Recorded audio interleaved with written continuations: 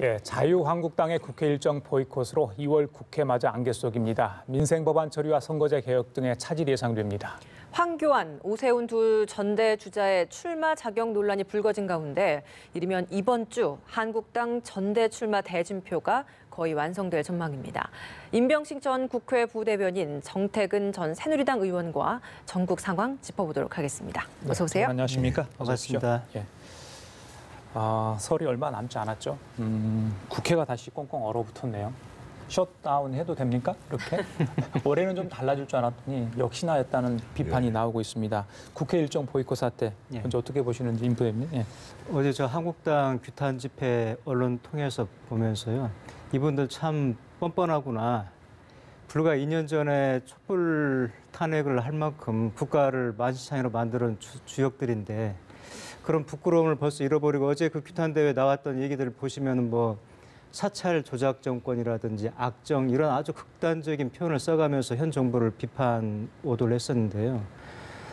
지난해 연말부터 예산 정국 때부터 보시면 알지만 툭하면은 장외투쟁하고 장 밖을 벗어나가지고 이건 제가 볼 때 태업하고 선동이나 다름이 없습니다. 지금 한국당이 집권당으로서 경험도 가지고 있고 어쨌든 제1야당이고요. 지금 112명이나 되는 의원들이 장내 원내로 돌아가지고 현 정부의 실정을 정말 강하게 비판하고 견제할 만한 실력이 없는 건지 100분이나 되는 분들이 도대체 뭘 하는지 저는 납득이 안 가고요. 1월 달에도 빈손 국회라고 좀 내일 모레면 끝나는데 지금 국민들이 비판을 받고 있는데 또 2월마저도 설 명절 껴있고 또 박미 대표단 또 한 17일까지 또 출발하지 않습니까? 그러면은 이러고도 국민들한테 항상 입버릇처럼 국민을 위한다고 할 수 있는 건지 뭐 조혜주 선관위 상임위원 문제가 물론 그 헌법상의 가치 중립이라든지 뭐 공정성을 기하는 건 사실인데 그건 원내에 들어와서 그럼 본인들이 주장하는 게 맞다는 것을 입증을 시켜야지 그럴 정도의 실력도 없으면서 어떻게 제1야당 하겠다고 하는 건지 솔직히 어제는 좀 납득이 안 갑니다. 임 전 부대변인님 이렇게 경황있게 말씀하신 건 저는 처음 봤습니다만은.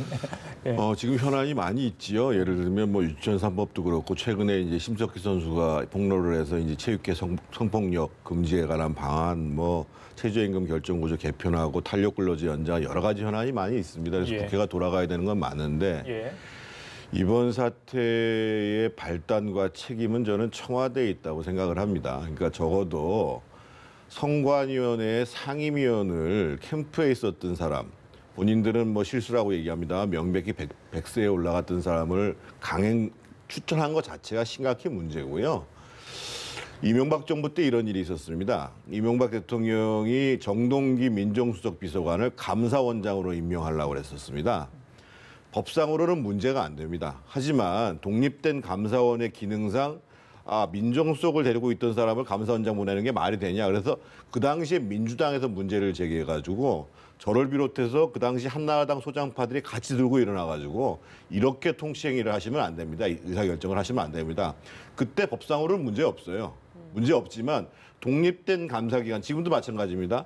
선관위원이라는 게 선거를 공정하게 관리하는 것인데 어떻든 공정한 룰을 집행해야 할 사람을 선거 백서의 캠프의 요원으로 이름이 올랐던 사람으로 추천했다는 것 자체가 심각한 문제인 거거든요. 그래서 저는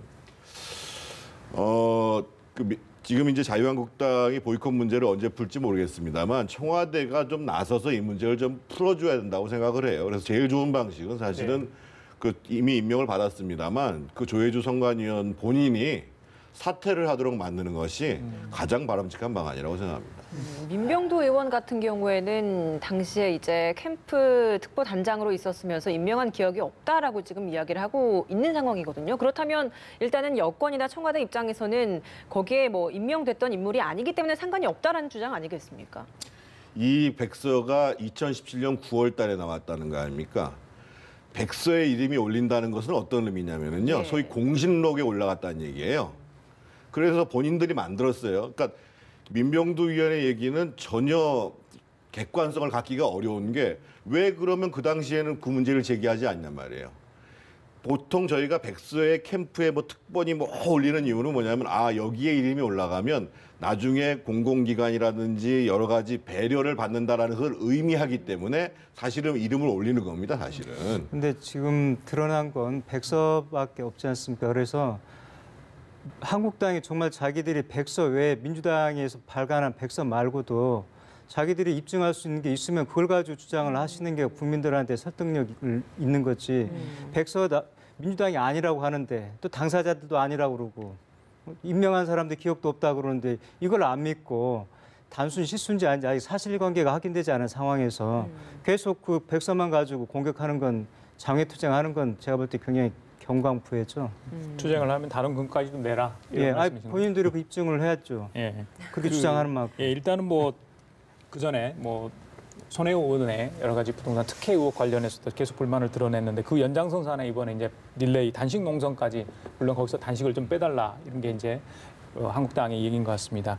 그 단식 농성을 두고 정말 많은 얘기들이 나오잖아요. 예, 제가 뭐 굳이 이야기하지 않더라도 예, 어떻게 보십니까? 단식이 이제 가장 유명했던 게 이제 간디가 영국의 그 인도가 그 지배에 있을 때 무저항 가진 게 없는 사람이 마지막 저항할 수 있는 수단이 단식이지 않습니까? 정말로 자기 희생을 바탕으로 하는 게 이 단식인데 한국당 이번에 단식하신 거 보시면 알지만 정말 단식의 의미를 희화화를 했죠. DJ도 그랬고 YS도 그렇고 정말 군사 독재에서 항거할 수단이 없으니까 내가 밥을 안 먹고 목숨을 걸고 어떤 뜻을 관철시켰던 게 단식인데 이분들 단식이라 좀 볼 수 있습니까? 아마 어떤 국민도 납득하지 않을 겁니다. 이렇게 희화화된 상황이다 보니까 그렇다면 이런 상황에서 계속해서 단식 투쟁을 이어간다는 게 과연 어느 정도 효과가 있을까요? 지금 사실은 자유한국당은 이 그 보수 유권자들한테 진짜 혼이 많이 나야 됩니다. 지금 이슈를 제대로 키워나가는 것이 아니라 이슈를 죽여가고 있거든요. 제가 아마 이 자리에서 자유한국당이 반성도 없고 혁신도 없고 이 정책 능력도 떨어지고 또 이 전략 전술도 없어서 사무정당이 됐다는 얘기를 한번 드린 적이 있었을 거예요. 근데 지금 제가 오무정당이라고 얘기를 할 수밖에 없는 게 개념이 없어요. 무개념하다고 얘기할 수밖에 없어요. 사실은 지금 그 서영교 의원 건을 비롯해서 6명이 그 재판 거래에 관련된 사건 있지 않습니까? 그 문제도 마찬가지고 공공기관 고용비리 문제도 어딘가 없어졌어요. 그리고 제가 이 자리에서도 굉장히 자세히 설명했습니다만 신재민 전 사무관이 지적한 내용도 굉장히 중요한 내용들이에요. 그런데 지금 이슈를 제대로 만들어가는 것이 아니라 예를 들면 조혜주 그 선관위원 문제도 청문회에서 데리고 나와가지고 그때 아마 그 손혜원 의원 건이 터진 것이 지지난 화요일이었기 때문에 그거와 맞물려 가지고 만약에 청문회를 했다고 한다면 부담이 돼서라도 강행하지 못했을 겁니다. 그러니까 지금은 보면 뭐 전략 전술이 없는 거는 이전에 다 드러났는데 개념도 없다 보니까 거기다 그냥 농성한다고 그러면 되지 굳이 단식한다는 얘기를 왜 하냔 말이에요. 그래서 지금 이제 전당대회 국면으로 들어가서 지금 당이 여러 가지 어수선해서 그런지 몰라도 원내 전략을 넘어서 가지고 정말 정치라는 게 국민들을 상대로 하는 거잖아요. 국민들한테 납득될 수 있는 지지를 받을 수 있는 지금은 이제 그 자유한국당의 지지율이 한 26.7%까지 오늘 올라갔거든요. 근데 그게 본인을 잘해서가 아니라 지금 계속 청와대가 오만한 인사, 무리한 일들을 하기 때문에 그런 거거든요. 그러니까 자유한국당이 잘만 하면 이전처럼 30% 넘어갈 수가 있는 거예요. 그래서 정말 제가 안타까운 마음에서 이 비판을 안 할 수가 없어요. 그렇다 보니까 이제 뭐 시한이 정해져 있는 선거제 개혁 논의랄지 또 각종 민생 법안 처리 2월 국회도 어렵다 뭐 이런 이야기 계속 나오고 있습니다. 이 대목에서 신임 우리 정무수석이 좀 나서야 되는 것 아니냐 이야기했습니다. 처음으로 좀 등판해서 이런 관계를 좀 묶여 있는 관계를 풀 수 있는 묘책을 본인이 좀 던져야 되는 거 아니겠습니까? 그렇죠. 강 수석은. 네. 어제자던가 연합뉴스 TV 기획 기사 보니까는요. 지금 국회에 그 계류 중인 법안이 12,000건이라고 그래요. 그러니까 발의건의 3분의 2 정도가 되는데 국회가 일을 안 하고 있다는 대표적인 반증을 들 수 있는데요. 계속해서 이렇게 국회가 공전하게 되면은 결국 궁극적인 책임 피해는 국민들한테 돌아갈 수밖에 없는데 저는 이제 정무수석이라는 자리가 그런 국회가 전국이 꼬였을 때 어떤 해결할 수 있는 그 중간자 역할을 해야 되는데 여당이라는 게 보시면 알지만 한자로도 줄여자, 준다는 뜻이지 않습니까? 야당은 말 그대로 밖에서 좀 도는 건데 여당이 지금도 야당 시절 유전자만 가지고 각을 세워서 껌껌이 싸우려고 그러는데 그러지 말고 포용을 해서 감싸가지고 그 사람들을 어떻게 논리가 됐던 뭐가 됐든 이렇게 굴복을 시키려는 노력을 좀 해야 되는데 그게 아니고 그냥 아직도 야당 체질이 남아 있어서 날카롭게 지금 대립만 하고 있어서 이런 저는 상황이 자꾸 꼬인다 보는데 적어도 강기정 수석께서는 삼선 의원이고 본인이 또 그런 정무적인 감각이 있으니까 이런 문제를 좀 풀어주셔야 되고요. 예. 한국당도 이런 민생 현안이 굉장히 산적돼 있는데 계속 장외에서 저는 보이콧만 했지 정말 진정성 있게 어떤 경제 현안을 입법을 가지고 국민들에게 호소를 지지했는지 한번 제 기억에는 지금 없거든요. 고작 했던 게 제가 떠오르는 게 김성태 대표께서 뭐 아동수당 뭐 100% 지급하자고 좀 황당한 그 얘기를 좀 하셨는데 그거 외에 정말 뭐가 있는지 지금 한국당이 촛불 전국 때 어쨌든 고립 상태에다가 지금처럼 하면 이제 도태가 될 것이고요. 이대로 가면은 여러 사람들이 얘기했던 것처럼 이제 소멸될 수밖에 없기 때문에 본인들이 정말로 보수 대통합을 꿈꾼다면은 야당다운 야당으로 거듭내야 되고요.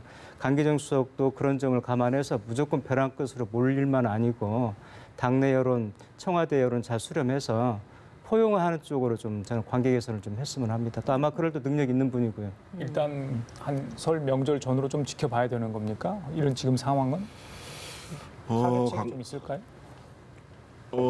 그 강수석이 이제 야당과의 소통이 정무수의 가장 핵심적인 역할이다 이렇게 얘기를 했단 말이에요. 근데 지금 자유한국당의 농성이 국회 보이콧이 다행히도 구정을 지난 다음에 국회를 들어오면 다행이겠지만 이게 이제 전당대회하고 맞물려 있단 말이죠. 그래서 전당대회 때까지 이러한 강성 기조를 가져가는 것이 도움이 된다라고 하면 그야말로 사실은 2월 국회가 다 공전이 되는 거거든요. 근데 지금의 상황이 사실은 지난 금요일 날 금융위원장이 이제 가계부채 얘기도 했지 않습니까? 가계부채가 심각한 상황으로 갈 수가 있다고 얘기할 정도로 경제 전반의 상황이 안 좋고 아까 제가 말씀드렸던 민생 현안이 많이 있는 거거든요. 그래서 저는 쉽지는 않겠습니다만 만약에 제가 정무수석이라고 한다면 대통령께 아까 조혜주 선관위원 우리 사퇴를 검토해 봅시다. 왜냐하면 헌법재판소나 대법원 같이 무슨 지금 의결을 하는 기관이 아니에요, 지금요. 그리고 지금 선관위 지금 물론 4월 달에 보선이 있지만 이게 굉장히 지금 선관위 사무에 그 제동을 걸 수 있는 그런 상황은 사실 아니거든요. 그래서 저는 좀 강기정 의원이 어렵겠지만, 강기정 수석이 어렵겠지만 대통령께 정말 청와대가 나서서 이 문제를 풉시다라고 건의를 좀 드려야 되는 것이 저는 마땅하다고 생각하고요. 정부를 위해서도 마찬가지입니다. 왜냐하면 민주당에서 어떻게 변명을 하더라도 이 조혜주 선관위원이 남아 있는 동안에 앞으로 선거와 관련돼서 계속 시비에 걸릴 겁니다. 그러니까 명료하게 선관위에서 판단했음에도 불구하고 그런 사람이 선관위의 상임위원으로 있으니까 우리한테 불리하게 해석을 하는 거 아니냐라고 상대방이 계속 문제를 제기할 소지가 있는 사안이에요. 찜찜하다. 이런 그럼요. 예. 그래서 저는 그런 차원에서 봐서라도 이번 문제를 청와대가 나서서 능동적으로 해결을 하고 뭐 오랫동안 선관위원으로 또 계셨는데 다른 일을 못 하겠어요. 그래서 그런 좀 능력을 발휘했으면 좋겠어요. 조혜주 의원 임명 단행 같은 경우에는 강기정 수석이 좀 주도해서 대통령께 이야기를 하고 추진을 했다라고 하는데 뭐 그런 상황에서 먼저 이제 다시 또 이제 자진해서 뭐 이거 사퇴 뭐 철회합시다라고 이야기를 할 수가 있을까요? 추천은 인사수석실에서 당연히 했던 거고요. 그러니까 제가 듣기로는 문제가 된 것이 그때 이제 강기정 수석이 국회를 많이 왔다 갔다 했다는데 제가 듣기로는 사실은 민주당에서 이 인사청문회 기간이 경과하니까 할 필요가 없다고 나왔다는 거예요, 사실은. 그러니까 처음에 자유한국당에서 인사청문회를 하자고 했을 때에 뭐 인사수석실에 있는 무슨 행정관, 비서관 다 나오라고 얘기를 해서 그래서 그런 전례가 없다고 했더니만 자유한국당이 이것을 우리 그러면 인사청문회를 못 하겠다고 한 거는 맞고 그 다음에 자유한국당에서 하겠다고 그랬는데 그 시점이 인사청문회를 하는 시간을 지나갔다는 거예요. 그래서 그걸 핑계 삼아서 인사청문회를 안 하는 첫 번째 장관급 그 공직자가 지금 되는 경우거든요. 그래서 이런 경우도 사실은 적절치가 않고 그래서 저는 용기를 내서 대통령한테 직언을 할 필요가 있다고 봐요. 알겠습니다. 자, 한국당 잠깐 두 분이 조금 강하게 좀 비판을 했는데 전대 2월 27일 날 있죠. 한 달 정도 남는 것 같습니다. 이번 주에 아마 대진표 거의 짜질 것 같아요. 황교안 전 총리, 오세훈 전 시장, 홍준표 전 대표 출마 여부가 결정이 됩니다. 황교안 전 총리의 출마 선언도 관심이지만 홍준표 전 대표 과연 나오느냐. 본인이 재신임 여부를 이번 전당대회를 통해서 좀 물어보겠다. 이렇게 또 이야기했어요. 이미 재신임 묻는가? 물어서 저렇게 된 거 아니냐. 사람들이 많이 이렇게 이야기하는데 본인이 또 그렇게 하니까요. 어떻게 봐야 되는 겁니까? 그럼 뭐 저는 이제 그 말 뜻에 그 의지가 담겨 있다고 보는데요. 전대 출마하겠다는 뜻이죠. 그 출마를 해서 다시 한번 재심 심판을 받아보겠다. 그리고 2022년 봄에 뭐 또 새로운 뭐 이 의지를 밝혔었는데 전대에 나가서 당권을 잡고 그걸 통해서 어쨌든 공천권 행사에 자기 세력들을 다시 한번 구축을 하겠다는 뜻이죠. 그리고 궁극적으로 이제 대선까지 가겠다는 건데 어쨌든 그 홍준표 대표는 지방선거 참패 책임이 있어 자유로울 수가 없고요. 또 그분이 굉장히 독설, 다른 말로 뭐 그 좋은 말로 사이다 발언이라는데 제가 볼 때 사이다 발언을 넘어서 굉장히 좀 문제가 많은 발언들 쏟아내고 있는데 그런 분이 지금 뭐 재출마하시는 것은 뭐 그 저희가 어떻게 뭐 말씀 못 드리지만은 어쨌든 한국당 입장에서 볼 때는 3강을 이루는 분 중에 한 분인데 선택이 어디로 갈지는 저희들이 한번 지켜봐야 될 것 같고요. 다만 홍준표 대표께서 국민들의 뜻이 당원들의 뜻이 어딘지 잘 살펴서 본인이 좀 말씀도 좀 삼가하시고 그랬으면 좀 하는 바람이 있습니다. 2020년 대선이 본인의 최종 목표인 것 같은데 그렇다면 이번에 만약에 총선에 출마를 해서 떨어지게 된다면 사실 대선까지도 어려워지는 것 같은데 그럼에도 총선에 출마하겠다라는 식의 전당대회. 네, 그렇죠. 전당대회에 출마를 하겠다라고 하는 것은 어떤 의미라고 좀 봐야 되겠습니까? 제가 듣기로는 지금 뭐 출마 쪽으로 많이 기울었다라는 얘기는 들었습니다. 그리고 실제로 캠프도 다 꾸렸다고 얘기를 하는데 아직까지도 사실은 출마 여부를 명확히 하지 않는 것은 이게 좀 계산이 잘 안 나온다라는 판단을 하시는 것 같거든요. 그래서 저 개인적으로는 요번에 그 당대표 출마를 안 할 가능성이 더 크다고 보여집니다. 왜 그러냐면 지금 전당대회가 이제 당원이 한 70% 그리고 여론조사가 한 30%를 반영하게 돼 있어요. 근데 지금 이제 그 70%에 해당하는 부분 중에서 압도적으로 많은 퍼센테이지를 차지하고 있는 게 소위 책임당원이라는 분들이고 이 책임당원이 지금 그 TK 쪽에 거의 한 40% 이상 전체로 따지면은 영남 쪽에 한 50%를 넘게 사실은 그쵸. 책임당원을 차지하고 돼 있어요. 그런데 여전히 사실은 이제 소위 친박의 의원들이라고 하는 진영은 공고한 거거든요. 그러면 황교안 그 전 총리가 사실은 정치적 구력은 짧더라도 일정 정도 지지를 받고 있는 속에서 지금 책임당원들로부터의 지지를 많이 받을 가능성이 있는 데다가 어떻든 지금은 그 소위 야권, 자유한국당을 지지하는 사람들의 대권 후보 중에서 상대적으로 지지율이 높게 나오는 분이 황교안 전 총리입니다. 그러면 이제 당원 선거도 상당히 어려운 거고 여론조사에서도 뒤진다고 본다면 사실은 승산이 잘 안 나거든요. 그래서 아마 제가 보기에는 홍준표 전 대표 입장에서 보면 황교안 전 총리가 갖고 있는 정치적인 여러 가지 약점들에 대해서 문제 제기를 해서 이것이 상당히 명분상으로 먹힐 수 있다고 생각하면 이번에 도전할 수 있는데 그런 게 잘 나오지 않는다라고 하면 현재 나온 그 전당대회 표 구성만 가지고는 쉽게 결정하지 못하는 거죠. 네. 책임당원 얘기를 하셔서 좀 질문 좀 드릴게요. 오세훈 전 시장, 황교안 전 총리 입당을 하지 않았습니까? 예. 그런데 과연 이제 전대 출마할 수 있는 자격이 있느냐 그 부분 가지고 시비가 되는 것 같아요. 예전에 그런 사례도 있다 없다 이런 것도 좀 있는 것 같고요. 이건 뭐 비대위에서 애초에 좀 이런 것도 철저하게 좀 검토를 했다면 이런 논란은 없었을 것 같은데 왜 이런 일이 벌어졌을까요? 제가 좀 설명드리는 게 나을 것 같아요. 이게 그래요? 당원상에 나와 있는 그래요. 문제이기 먼저 때문에 말씀 좀 해주시죠. 지금 이제 자유한국당 당원 6조에 보면은 이제 뭐 당직에 대한 피선거권이라든지 또는 국회의원 그 공직자 후보로 나가려고 하면 책임 당원이어야 된다는 규정이 있는 게 맞고요. 예. 그리고 이제 26조에 보면은 그거를 이제 당규로 정한다라고 보고 당규에는 또 허용하도록 돼 있어요. 근데 실제로 이 과거에 어떻게 해왔냐면은요. 예를 들면 외부에서 영입해가지고 국회의원으로 공천을 할 때 또는 우리가 공천 신청서를 제출할 때 어떻게 하냐면은요.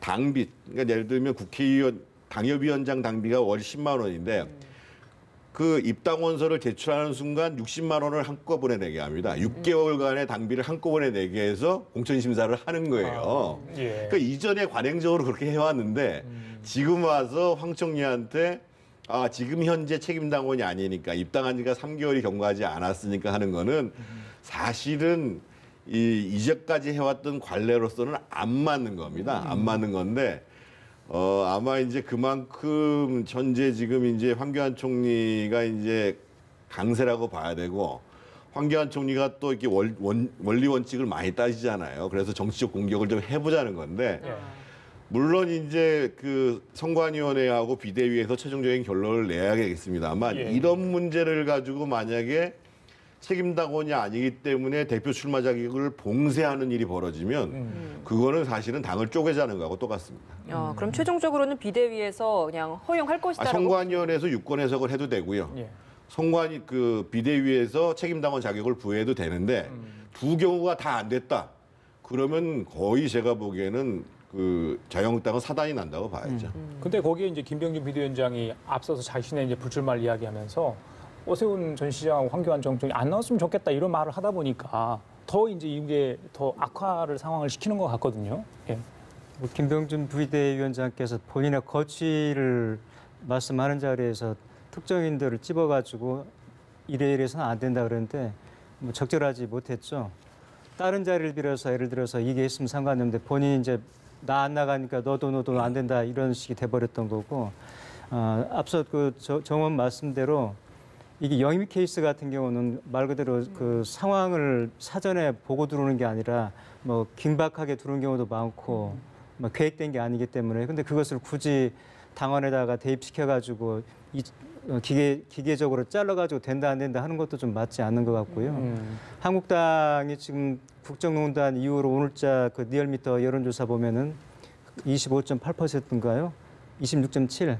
가장 최고치를 기록을 했었는데 이게 일종의 이제 저는 아까 청와대가 실정을 해서 그렇다 보는데 저는 그것보다도 약간 컨벤션 효과가 좀 전당대회 컨벤션 효과가 좀 가미된 것으로 보여지고요. 이런 호재를 어쨌든 자기들한테는 가장 좋은 호재 중에 하나인데 이것을 뭐 특정인을 배제시켜 가지고 전당대회 그 판을 깨겠느냐 이런 좀 전망을 해봅니다. 후보 등록 이전까지는 이게 다 정리될 수 있는 겁니까? 곧 정리될 텐데요. 예.